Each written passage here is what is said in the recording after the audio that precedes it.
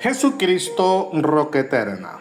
Primera de Reyes, capítulo 9, versículos del 5 al 7, nos dice la palabra de Dios así: Yo afirmaré el trono de tu reino sobre Israel para siempre, como hablé a David tu padre, diciendo: No faltará varón de tu descendencia en el trono de Israel.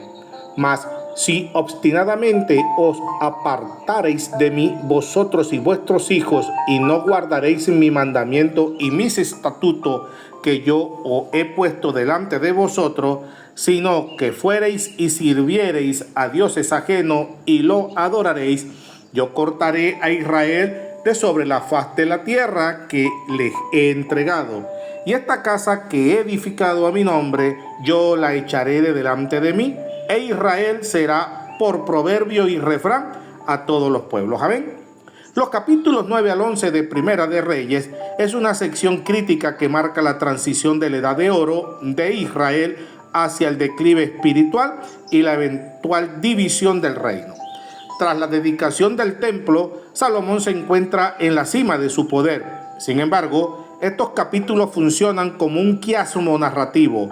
Comienzan con una promesa divina condicionada y terminan con el juicio de Dios debido a la apostasía del rey. Amén. Alabado sea Dios. Primera de Reyes, capítulo 9. La respuesta divina y la advertencia. Versículos del 1 al 9. El capítulo comienza tras la dedicación del templo. Dice el versículo 1: Cuando Salomón hubo acabado la obra de la casa de Jehová y la casa real y todo lo que Salomón quiso hacer. Amén. Y Dios se le aparece a Salomón por segunda vez, versículo 2, estableciendo una cláusula de condicionalidad sobre el pacto. La santificación del espacio, versículo 3.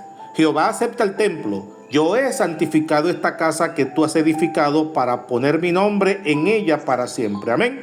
Sin embargo, la presencia de Dios no está ligada irrevocablemente al edificio, sino a la obediencia del rey. La advertencia del exilio.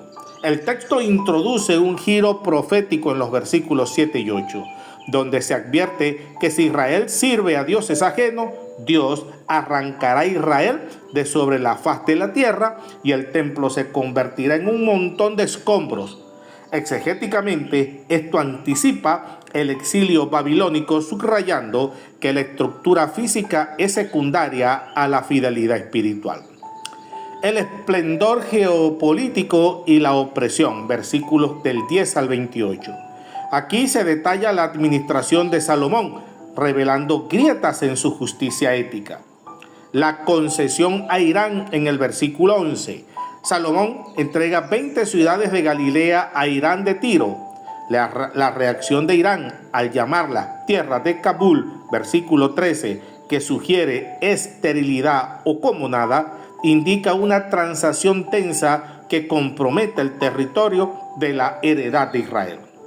El trabajo forzado en el versículo 15 menciona la leva para construir el millo y el muro de Jerusalén.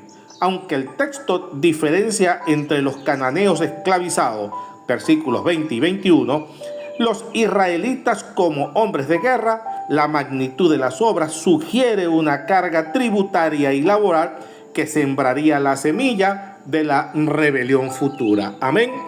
Alabado sea el Señor. Primera de Reyes, capítulo 10. El cenit de la sabiduría y la riqueza. Este capítulo funciona como una demostración empírica de la bendición de la sabiduría otorgada en Gabaón a Salomón, pero también marca el inicio de la violación de las leyes del rey. Dice el versículo 1: Oyendo la reina de Saba la fama que Salomón había alcanzado por el nombre de Jehová, vino a probarle con preguntas difíciles. Amén. Versículo 3. Y Salomón le contestó todas sus preguntas y nada hubo que el rey no le contestase. Amén. La reina declara en el versículo 9: Jehová tu Dios sea bendito, que se agradó de ti para ponerte en el trono de Israel, porque Jehová ha amado siempre a Israel, te ha puesto por rey para que hagas derecho y justicia. Amén. Irónicamente, el texto inmediatamente después comienza a describir una acumulación de oro que parece contradecir el propósito de justicia. Se registra que Salomón recibía anualmente 666 talentos de oro, versículo 14, y multiplicó sus caballos de Egipto, versículo 28. Desde una perspectiva exegética, esto es una alusión directa a la prohibición de Deuteronomio capítulo 17, versículos 16 y 17, sugiriendo que la bendición se está transformando en autosuficiencia y orgullo. Amén. Alabado sea el Señor. Primera de Reyes capítulo 11. La apostasía y la ruptura del pacto. Versículos del 1 al 13. El declive se vuelve explícito. El amor de Salomón se desvía de Dios hacia mujeres extranjeras. Dice el versículo 2. Pero el rey Salomón amó, además de la hija de Faraón, a muchas mujeres extranjeras, a las de Moab, a las de Amón, a las de Edom, a las de Sidón y a las Eteas. Amén.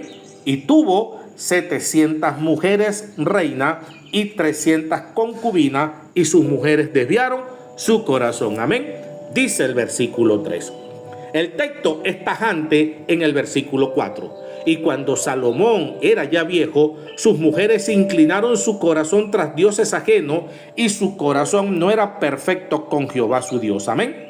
La palabra hebrea shalem, perfecto, íntegro, indica que su lealtad estaba dividida. E hizo Salomón lo malo ante los ojos de Jehová, y no siguió cumplidamente a Jehová como David su padre. Amén.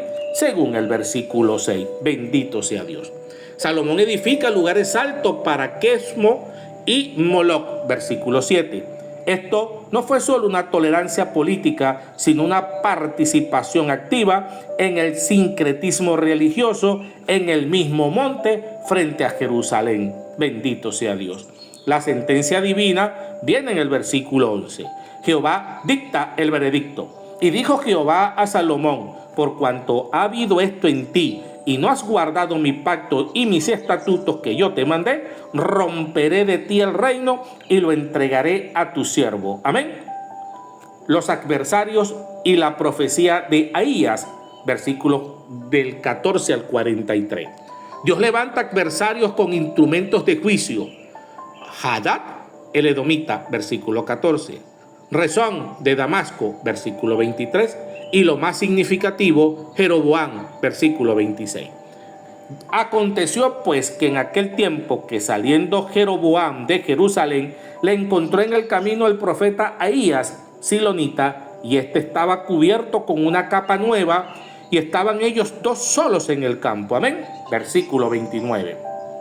El profeta Ahías realiza un acto simbólico en los versículos 30 y 31, rompiendo su capa en 12 pedazos y entregando 10 a Jeroboam. Esto simboliza la división irreversible del reino. Dios en el versículo 37 dice: yo pues te tomaré a ti, y tú reinarás en todas las cosas que deseare tu alma, y serás rey sobre Israel. Amén. La promesa condicional a Jeroboam en el versículo 38. Dios le ofrece a Jeroboam una casa estable, similar a la de David, condicionada a la obediencia. Por esto Salomón procuró matar a Jeroboam, pero Jeroboam se levantó y huyó a Egipto, a Sisac, rey de Egipto, y estuvo en Egipto hasta la muerte de Salomón. Amén. Según el versículo 40. Este capítulo cierra con la muerte de Salomón en el versículo 43. Dejando un legado de gloria externa, pero una estructura interna moralmente en ruinas, lo que prepara el escenario para el cisma bajo el reinado de Roboam. Amén. Alabado sea Dios. Concluimos. Al analizar el cierre del reinado de Salomón en el capítulo 11, la conclusión exegética es clara. La apostasía tiene consecuencias generacionales. La caída de Salomón no fue un evento repentino, sino el resultado de pequeñas concesiones, acumulación de riquezas, alianzas extranjeras y la multiplicación de mujeres que finalmente fragmentaron su lealtad a Jehová. El texto nos enseña que la sabiduría intelectual, por muy brillante que sea, es insuficiente si no va acompañada de la obediencia del corazón. el levantamiento de los adversarios, Hadad, Rezón y Jeroboam, no es una coincidencia geopolítica, sino el cumplimiento del juicio divino anunciado. Israel queda así al borde de la división, recordándonos que el verdadero legado de un líder no se mide por sus monumentos de piedra, sino por su fidelidad al pacto. Amén. Bendito sea Dios. Vamos a orar. Padre Celestial, te damos gracias por tu palabra que nos confronta y nos guía. Te pedimos que guardes nuestros corazones de la autosuficiencia y de las distracciones de este mundo. Ayúdanos a comprender que ninguna bendición material es superior a la fidelidad hacia ti. Señor, danos un corazón íntegro que no se divida ante las tentaciones ni se aparte de tus estatutos en los momentos de abundancia. Que aprendamos de los errores del pasado para caminar con humildad delante de tu presencia, reconociendo que solo en Cristo Jesús encontramos la verdadera sabiduría y la paz eterna. Que nuestra vida sea un sacrificio vivo y constante para tu gloria. En el nombre de Jesús, amén, amén y amén. Dios te bendiga, Dios te guarde.